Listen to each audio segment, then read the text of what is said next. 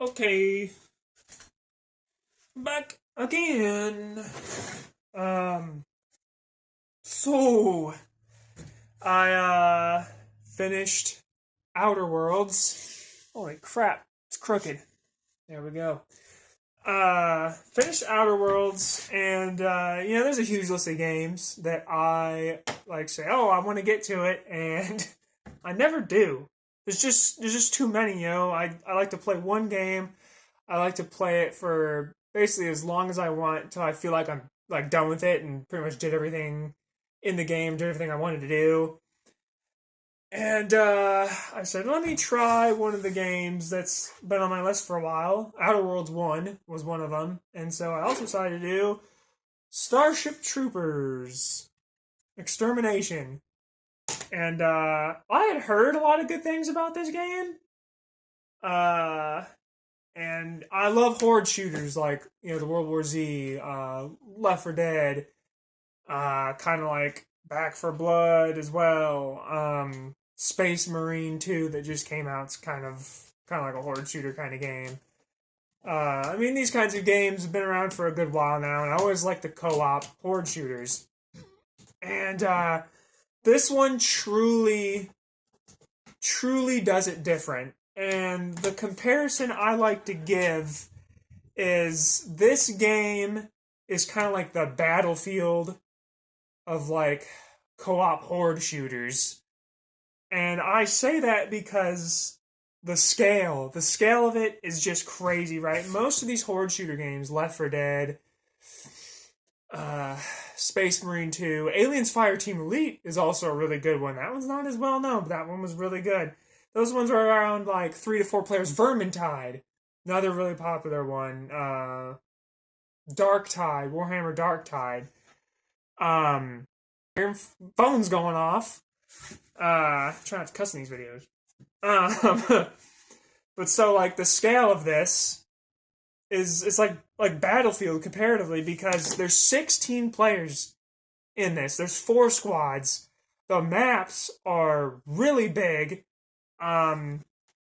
There's a few game modes where like you have the main objective and there's also side objectives, and the squads, like you can like have 2 squads doing the main objective, or like 3 squads doing the main objective. One squad can go and do like the side objectives, which help the mission out, lower the amount of like bugs that are attacking you, because it's Starship Troopers. There's tons of bugs. The only good bug is a dead bug, as the saying goes. And yeah, dude, the scale is nuts, and that's one of the good things. Another good thing, the classes, right? The classes are very unique because each one of them has their own abilities. There's like the defender kind. I always forget the name of it. I leveled it up to the maximum level, that class specifically. And he has higher defenses. He has this ability where he can like surround himself in this circular barrier, and it raises his defenses even more and lowers like his recoil and everything. So basically, he can turn into a human turret. And he has like a stun mine thing he can lay out. He has like a machine gun basically on a tripod that's like a turret he can lay out. I played Medic a ton, maxed that one out. It has like a medic drone that flies around with you, heals your allies, can revive you when you go down, and can revive allies from a crazy distance. You can lay down like health stim packs and stuff like that through some of your utilities. You can do combat stims that regenerate health a little bit, but also give you like enhanced movement speed. There was also a sentry drone that'll follow you, so you can have like 2 drones with you, which is really cool. I played Engineer. Engineer builds things way faster, can just deconstruct things faster. And the other thing that is really amazing is like there's the build zones, these arc things. Cat's got the zoomies. But there's the arc, and you have to defend this arc. And only in all the modes, like when you're around this arc structure, can you build things most of the time. Well, the engineer has a mobile build tool, so he can build anywhere. It's not like complete free build, Like you have a certain amount of time before your mobile build tool basically runs out of like resources or juice or whatever. And the engineer can also put down ammo packs, which is very important because you're gonna run out of ammo. There's so many bugs and everything. And those are the 3 classes I played and maxed out. I kind of touched the sniper class that has like a jetpack to get up to really high spaces that no one else can really get up to. The ranger runs really fast, can regenerate his own health like on his own, and can scan enemies. The sniper could do it a little bit too, but the ranger can scan enemies, and also has like a boost pack that makes him like freaking fly and run really fast. But when he scans these enemies, you and everyone on the team that shoots these enemies that are scanned does more damage to them. And the other class is like the Demolisher, I think it is.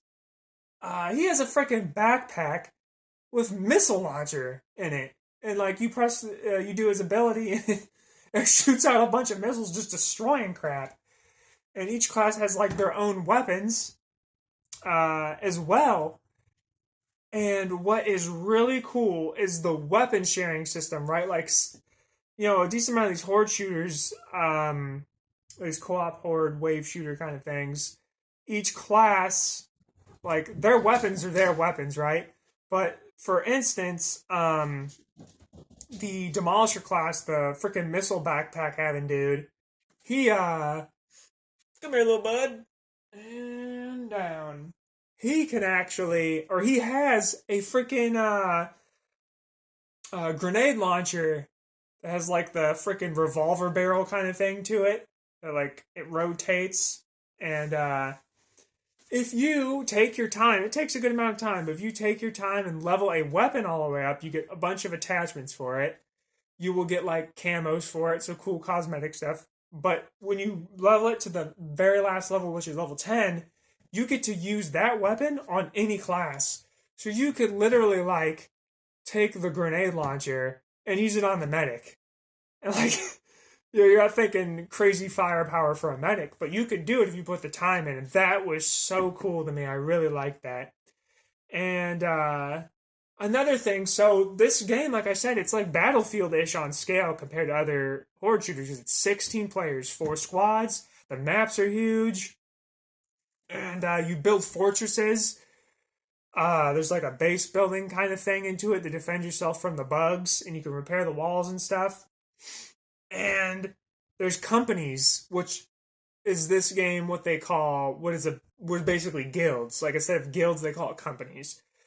And you could have a whole community, and you guys can do regular missions to earn this thing called intel, which is like the very next update that's coming out, I guess, is when you're finally going to be able to use the intel. And there's victory points, and there's a leaderboard basically saying, like, who has the most victory points, like, awarded to them for completing missions. And so, like, if you have a company / guild, you can, like, try and be the best one there is if you really want to do it and put tons of time in. And, it's really cool. And I guess this next update is going to finally have it to where you can level up your guild, get more slots for more members, and you can get like company icons and like finally have like a real identity that like people can see and stuff. Now, it's not entirely good for this game, just like it is most games. The one bad thing I will say is the desync. It happens enough that I'm gonna make it a bad point in this game, like a takeaway for it. Because there's times where like I go up to revive people, for instance. You can go up and revive teammates, and I'm like halfway through the revive timer on it or whatever, and all of a sudden, boom, I'm like 5 feet back away and not actually reviving my teammate. And that's crazy to me. And it happens sometimes too, like when you're trying to get ammo, all of a sudden you're teleported like 3-5 feet back and you're not actually picking up the ammo. And these things usually only last like a second or two at a time. But man, when the crap's hitting the fan, like at the end of a mission, and and you need to revive people quickly, you need to get ammo quickly, and all of a sudden, like, you're not doing it because you got, teleported back a little bit. It gets kind of annoying. But really, this game would have been a 10 out of 10 if it wasn't for, like, the technical decent kind of stuff. But I mean, dude, it's a 9 out of 10 still for me. I'm giving it a 9 out of 10.